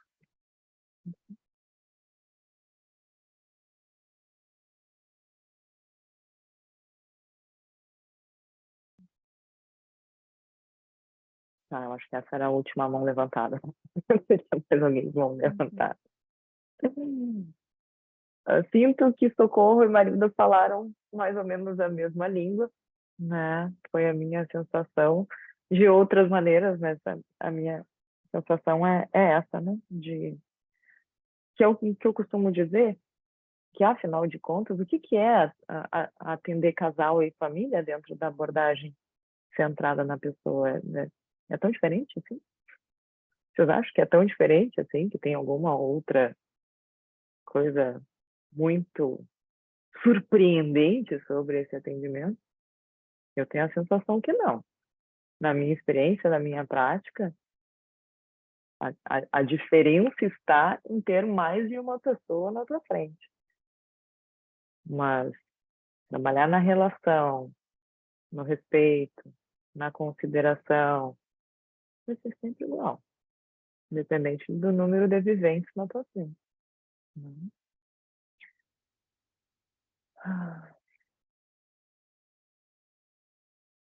Então, Olga, mas eu acho que precisa de uma formação, né? Uma diferença, acho que está aí também, né? Não sei se precisa, aí que tá, Marilda, Não? não sei, me questiono. Na Mas verdade, eu eu posso não me sei nem dizer se terapeuta precisa de casal formação sem para ter uma formação? psicoterapeuta, tá? Não existe nenhuma regra para isso, né? nenhuma. Mas eu sempre acho, isso para qualquer coisa que a gente for se meter a fazer na vida, que a gente estudar um pouquinho sobre aquilo ajuda, mas não é o que define, né? E como é que você faz essa diferença, formação e aprender um pouco? Você falou que nem para psicoterapeuta talvez não precise. Como é que você diferencia? Fiquei curiosa. Saber. Boa pergunta, né? Boa pergunta. É que eu sempre lembro, por exemplo, a gente teve uma reunião de equipe uma vez lá no Instituto dos estagiários, né? E daí, estagiários do curso de formação em terapia de casal e família, né? E daí tinha uma menina, ela tinha recém saído da graduação, ela era bem novinha, aquelas que entrou com 16 na graduação, fez tudo rapidinho e, sei lá, eu acho que ela estava com 20, 21 anos ali, estudando para ser terapeuta de casal e família. De alguma forma, todo mundo já olhava para ela assim, ela é muito menininha, é muito novinha, né? Nem tem experiência clínica ainda. Tinha um olhar meio crítico para ela, percebia isso na equipe. E tinha outras profissionais que já tinham uma caminhada clínica, já tinham uma experiência em atendimento e estavam se especializando em terapia de casal e família. Todo mundo ficou muito surpreso ao final daquele primeiro semestre de supervisão, vamos dizer assim, e aquela menininha tinha sido uma maravilhosa facilitadora de casais. Nem lembro se ela já tinha tido experiência enquanto casal, se ela tinha amado, a gente falava de amores, né?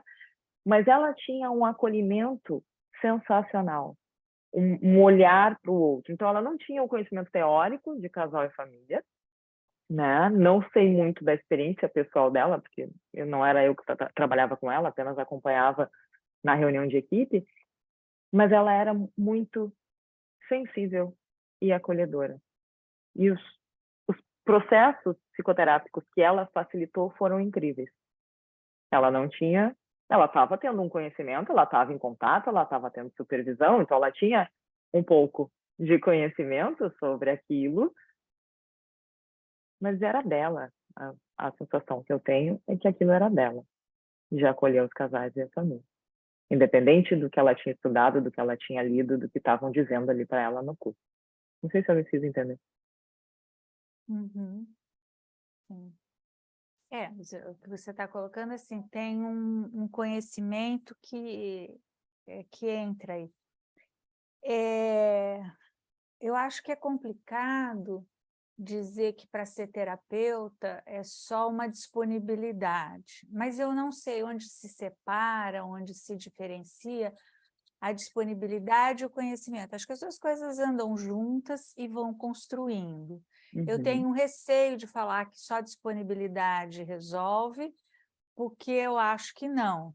Mas um conhecimento sem uma disponibilidade, uma sensibilidade, um permitir-se experienciar junto com o outro, também não resolve. Mas eu acho que sem os dois é muito complicado, né? E eu acho que precisa de uma formação, sim, em acordo aquilo que eu acho que é o fazer quando se está diante de duas pessoas. Pelo menos eu ouço isso dos alunos quando começam a atender, mais dois, mas dá um medo, como é que eu faço? O 3, 4, 5, com um já é difícil, né? Então, eu acho que para uma sensibilização, um preparo nosso para estar com mais de uma pessoa diante de si, às vezes em oposição, né? E você falou, são as mesmas atitudes da abordagem. Acho que sim, a empatia, a aceitação, mas eu ainda fiquei curiosa de saber, né? Que eu acho que não ficou ainda muito claro para mim, qual o objetivo de quem está com casal? Facilitar o quê? Né? Como você disse, né, Olga? Não é facilitar que fiquem juntos, não é facilitar que separem. Né? A gente diz, não quer dizer, é facilitar que eles vivam bem. Tá, mas como? Porque o como diferencia em muito. O que eu acho que é abordagem centrada na pessoa, o que é um fazer sistêmico, que eu acho que tem uma outra ênfase, né? Então, eu acho que, para mim, assim, isso é sempre importante, de que quando se vai trabalhar com um casal, o que eu quero facilitar? Em que eu quero... não vou, eu ia usar uma expressão, mas não. É isso, né? Assim, eu vou facilitar o quê com esse casal, né? Com essa família. E aí que eu fiquei com vontade de ouvir, assim, as diferentes pessoas. Sei que você vem mais da sistêmica, a Rebeca também eu conheço, passou pela sistêmica por uma formação. Vocês que transitam com sistêmica e ACP, como é que vocês veem isso? Né? Eu fiquei curiosa, Vera, o que tu entende pelo o fazer sistêmico? É todo um pressuposto com uma fundamentação filosófica, uma visão de indivíduo que, às vezes, tem quem fala, se coaduna, o jeito de fazer, nós somos iguais, e para mim eles não são tão iguais, mas eu queria ouvir de vocês, ou de você, ou de mais pessoas que têm mais uma formação com a sistêmica, porque eu nunca pratiquei, nem nunca fiz curso, né? E assim, do que eu leio, eu acho que tem um embasamento diferente, né? E eu acho que aí muda. O que é que né? Que é aquilo que eu perguntei, mas qual é a função quando você está diante de um casal, né? A que você se direciona? Qual é a sua função? Eu acho que isso muda ou não sei. Fiquei curiosa de saber aí com os diferentes fazeres. Na verdade, assim, vou eu começar falando. Eu ainda acho que é muito semelhante, mas, claro, é bem importante dizer, eu trouxe o exemplo daquela menina lá do curso de formação, só para poder elucidar que eu não acredito que apenas estudar, né, fazer uma formação te deixa apto a, né, porque eu tenho uma formação XYZ, eu estou apta para ser terapeuta de casal, de família, ou seja lá o que for. Eu acho que isso não é suficiente, né? Por isso que eu quis dar o exemplo da menina. Mas, com certeza, quanto mais a gente estudar, quanto mais a gente poder trabalhar o nosso processo pessoal, né? E daí a gente volta porque a gente estava falando lá no início, né? Sobre gênero, sobre multiculturas, interculturas, sobre amores. Quanto mais a gente puder se abrir e estudar sobre isso, muito melhor seremos no processo de facilitação do casal. Eu ainda tenho a sensação que eu não entendo o olhar que tu tem da sistêmica. Para mim, sistêmica, ela surgiu da teoria geral de sistemas, né? Que é aquilo, quando uma parte daquele todo se mexe, atinge a todos os envolvidos, falando bem no popular, tá? Isso para mim é o sistema, isso é sistêmica, que é o que acontece nas famílias, nos casais, é isso, apenas para mim, se a gente tivesse que definir o que é a teoria sistêmica, em resumo, é isso. E quando vem alguém para nós, sei lá, por exemplo, às vezes vem uma família, porque geralmente vem por causa da criança, né? Porque uma criança, isso ou aquilo, tarará. Então, a criança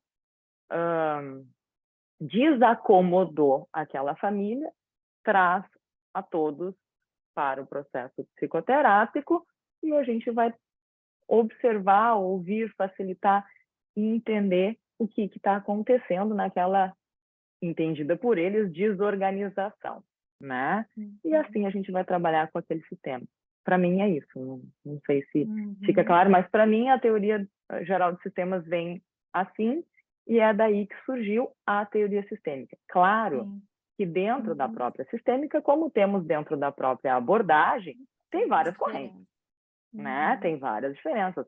Eu acho que somos todos da abordagem, né? Todo mundo que está aqui. E eu tenho certeza que temos compreensões diferentes sobre algumas fases da abordagem e fazeres muito diferentes, porque somos diferentes e compreendemos cada um do seu jeito, né? E eu acho que dentro da sistêmica tem isso também, né? Então, eu posso falar da sistêmica que eu estudei e sigo estudando, que é a sistêmica integrativa, que acolhe diferentes olhares de diferentes origens da terapia de família, tá? Então, só para mim, esse é um resuminho da teoria sistêmica, não, né?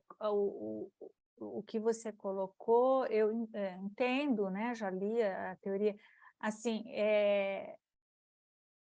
o objetivo do que você tem quando você está atendendo, né? Quando você fala facilitar com essa ideia de que um membro muda e muda o sistema, normalmente o que se coloca é que a sistêmica vai trabalhar mais com a facilitação da comunicação entre os membros da família, entre os casais. Uhum.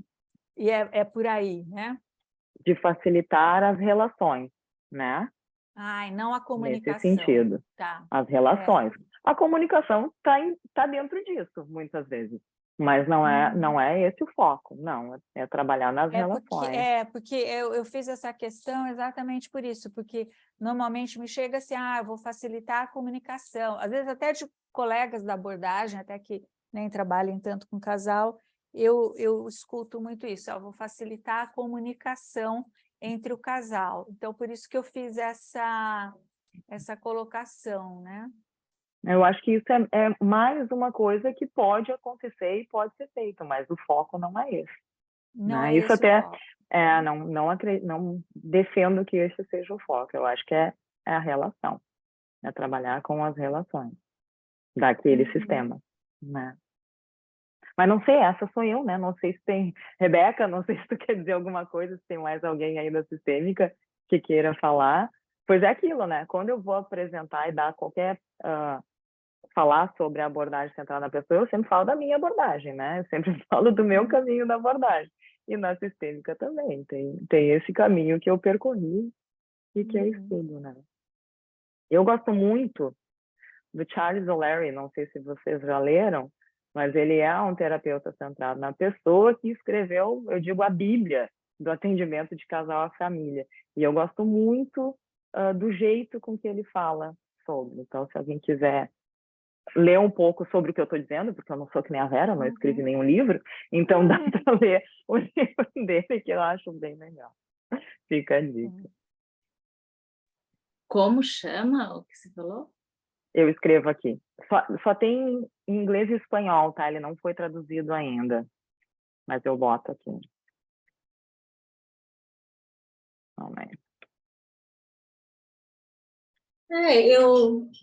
Eu sou da CP de muitos anos, né? E quando eu comecei a querer estudar relações amorosas. Eu não pensava em aprender casal. Aí eu depois, comecei a estudar casal e aí fui para pós em sistêmica de casal e família, sem pensar em atender família. E aí eu fui me apaixonando, fui entrando assim, de pouquinho. Aí agora, quando eu vejo a sala tá lotada de gente, eu chamando todo mundo para dentro da sala. Eu acho que uma das coisas que a sistêmica mais agregou para mim foi isso de chama todo mundo e vamos cuidar realmente desse sistema, né? Existem várias escolas, muitas das escolas, assim, eu não me identifiquei exatamente com nenhuma escola, mas tiveram muitos conceitos que eu gostei de estudar para aprofundar.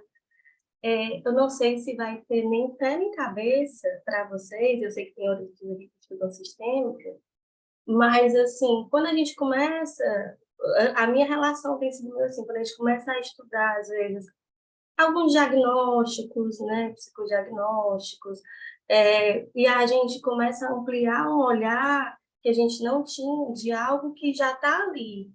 Então, a minha forma de atuar não está muito ligada à sistêmica, mas, às vezes, quando eu começo a estudar os segredos das lealdades, eu começo a questão assim, do dar e receber, do equilíbrio, do desequilíbrio. Então, tiveram alguns conceitos que eu fui me aprofundar na especialização, que quando a família está ali, às vezes eu identifico melhor, mas eu não trabalho exatamente com o padrão interacional deles, eu não fico fazendo categorizações. Eu acho que ampliou para mim a sistêmica tanto nesse sentido, de às vezes eu perceber coisas que já estavam ali e que eu não sabia nomear até para mim, e também para me liberou mais para chamar todo mundo para dentro da sala, porque antes eu não me sentia confortável com isso.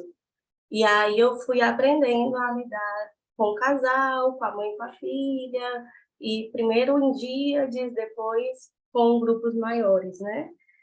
Assim, mas dentro da sistêmica mais tradicional, o terapeuta de casal é assim, a família chega numa homeostase, né, no equilíbrio ali, que às vezes é bom, às vezes não é bom, né? Geralmente não, porque traz um sintoma, traz uma queixa, e o terapeuta realmente é uma terceira pessoa que chega e ele vai cutucar, ele vai agitar aquela homeostase para que se encontre outra. E nesse outro movimento, nesse outro equilíbrio que essa família vai achar, né? Se tenha mais saúde para a maior parte dos membros ali, né? Seja algo que caiba melhor no momento atual de vida deles, né? Mas o terapeuta vem meio com isso. Tem alguns terapeutas sistêmicos que são bem mais ativos mesmo, mas tem de tudo, na sistêmica, né, Olga? Na sistêmica Nossa, também tem de tudo, né, Rebeca? Não, mas eu digo assim, porque tinham pessoas de várias abordagens que começaram a estudar família e começaram a escrever e começaram a se juntar para escrever. Sim, daí daqui a pouco tem o psicanalista escrevendo, tem... Né? Exato. É meio que... Por isso que a gente fala muito de uma visão sistêmica, muito mais do que uma abordagem. Quando eu fui começar após, eu conversei com a Cristina Suter, que ela, na sistêmica, é muito conhecida, né? E eu falei exatamente isso, olha, eu não sei se eu quero fazer. E aí ela disse, não, mas você vai adentrar uma visão, que não é o seu jeito de trabalhar, vai depender muito de como você trabalha, e a sistêmica traz essa flexibilidade. E aí eu fui estudar, né? Estou acabando agora, nesse mês de julho, graças a Deus. Mas para mim é uma coisa assim.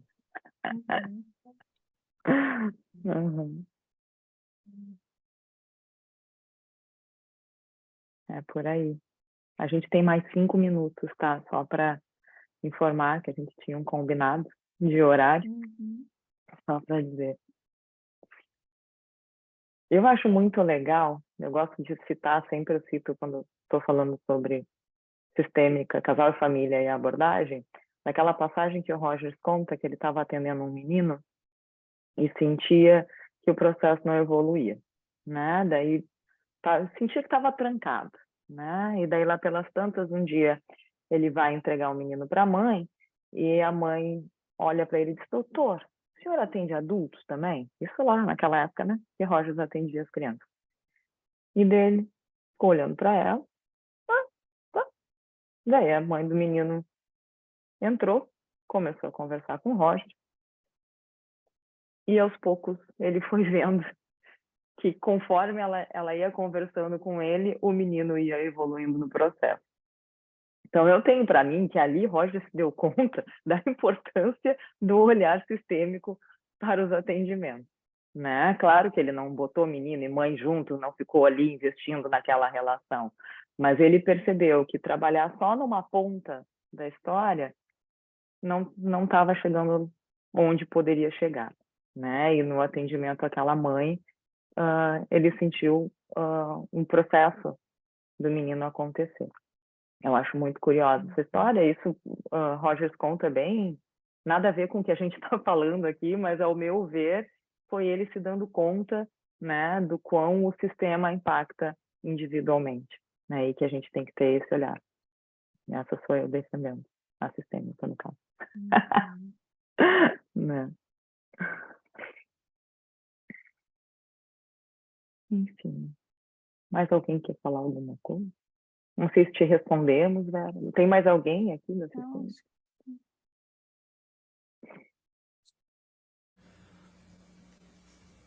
Olha, professora, muito poderosa a combinação mesmo, né? Sistêmica, abordagem centrada na pessoa.